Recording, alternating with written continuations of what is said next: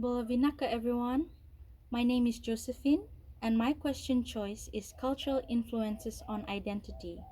I will be presenting a few important points and power slides about how cultural factors shape identity in contemporary society and specifically whether Pacific cultural influences have a stronger impact on personal identity than individual choices. Firstly, you can see that identity is not something we form on our own. It is shaped by the cultures, traditions, and values that surround us. But for Pacific peoples, culture is deeply connected to family, spirituality, and community. The research by Manuela and Anaya in 2017 shows that strong ethnic identity and cultural belongings are linked to better well being among Pacific youth. So, culture is not just about traditions, it directly affects how people feel about themselves. In this slide, you can see that Pacific cultures are very collective. Yes, they put the community before the individual. A good example is the five cover space studied by Fehoko in 2015, where in New Zealand, Tongan men gather to drink kava, but it's more than just drinking kava together. It's actually a cultural site where identity is strengthened, values are passed on, and belonging is reinforced. This exactly shows how Pacific traditions remain powerful in shaping identity even when people live far from their islands. Now, when you look at this identity in transition, Pacific youth today are also making choices that shape their own identities.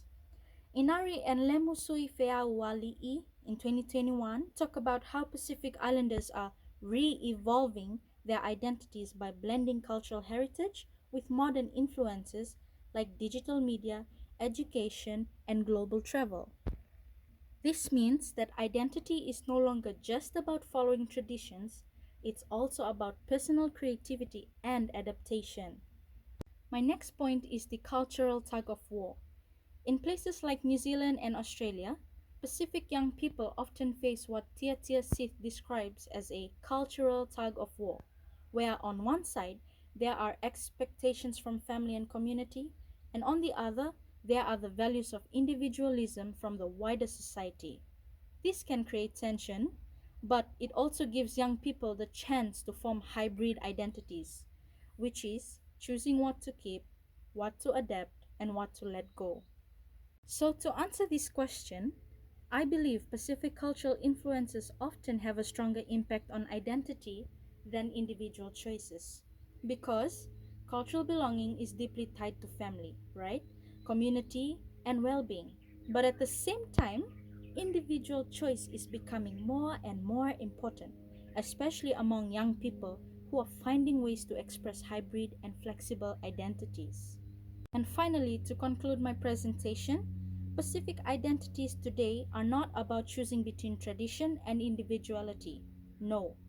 Instead, they are about balancing both, which is holding on to cultural roots while also making personal choices to fit into contemporary life. That is the end of my presentation.